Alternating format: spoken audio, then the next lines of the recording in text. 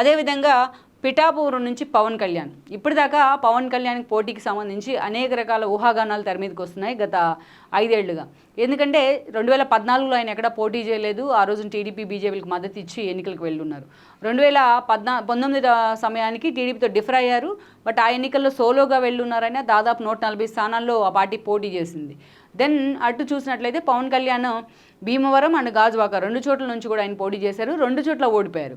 కేవలం తన పార్టీ ఖాతాలోకి రాజోలు ఒక్కదాన్ని మాత్రమే గెలుచుకున్నారు. అక్కడి నుంచి గెలిచిన రాపాక కూడా ఆ తర్వాత రోజుల్లో వైసీపీకి వెళ్ళడం జరిగింది. సో ఇక్కడ ఇప్పుడు ఈ గత 5 ఏళ్లుగా పవన్ కళ్యాణ్ పోటీకి సంబంధించి ఊహాగానాలు, ఒక దశలో గాజువాక అని, ఒక దశలో భీమవరం అని, అదేవిధంగా ఆయన ఎప్పుడు ఉత్తరాంధ్ర గురించి మాట్లాడుతూ ఉంటారు కదా, ఎక్కడో ఒక కీలక స్థానం నుంచి అనే ప్రచారం జరిగింది. ఒక దశలో తిరుపతి నుంచి తన అన్న తరహాలోనే పోటీ చేసి గెలుస్తారనే అంచనాలు కూడా వచ్చాయి. వీటన్నిటికీ చెక్ పెట్టేలా మొన్నే ఆయన భీమవరం వెళ్ళున్నారు. భీమవరంలో స్థానిక టీడీపీ నేతలను కూడా కలుసున్నారు. ఆయన నాకు సహకరించాలని కూడా వాళ్ళందరికీ విజ్ఞప్తి కూడా చేస్తున్నారు.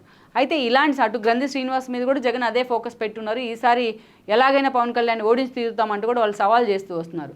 అయితే ఇక లాస్ట్ మినిట్లో భీమవరంకే పవన్ కళ్యాణ్ అనుకొని అందరూ లెక్కలు కడుతున్న ఈ సమయంలో పిఠాపురం నుంచి పవన్ కళ్యాణ్ పోటీ చేసే అవకాశం ఉందనేది అయితే ఒక చర్చ. ఆ లీక్ అయితే బయటకు వస్తూ ఉంది.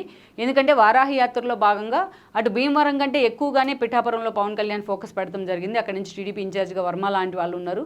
మరి ఈ సీటు మీద మరి పవన్ కళ్యాణ్ ఆ స్థాయిలో ఫోకస్ పెట్టారు. అయితే ఇక్కడి నుంచి ముద్రగడ పద్మనాభాన్ని దించేందుకు కూడా వైసీపీ కసరత్తు చేస్తుంది పవన్ కళ్యాణ్ మీద పోటీగా. అయితే నాట్ యెట్ ఫైనలైజ్డ్ అనుకోవాలి, జస్ట్ అంచనాలు మాత్రమే. పిఠాపురమా భీమవరమా అనే అంశానికి సంబంధించి ఒక ప్రతిష్టంభన అనుకోవాలి పవన్ కళ్యాణ్ పోటీకి సంబంధించి.